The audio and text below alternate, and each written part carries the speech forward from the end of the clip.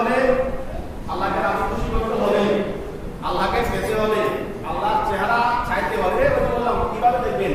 আল্লাহ special এক চোখ আপনাকে আল্লাহ দান করবেন। আপনার দেহটা মাটির মধ্যে কবরের মধ্যে পৌঁছে যাবে। এই চোখ দিয়ে তো আল্লাহকে দেখা কি নয়, সম্ভব নয়। যেমন ভাবে মুসা আলাইহিস সালাম দেখতে পারেননি। স্পেশাল স্পেশাল কেন? জান্নাতে উই আর স্পেশালিস্ট।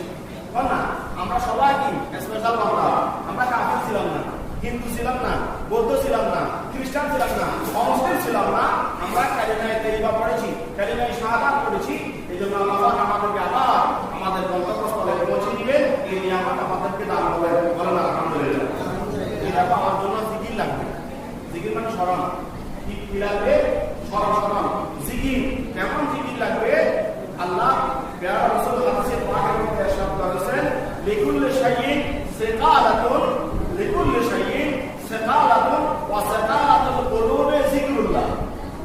প্রত্যেক বস্তু পরিষ্কার করার জন্য যন্ত্র আছে। বলেন আছে নাই?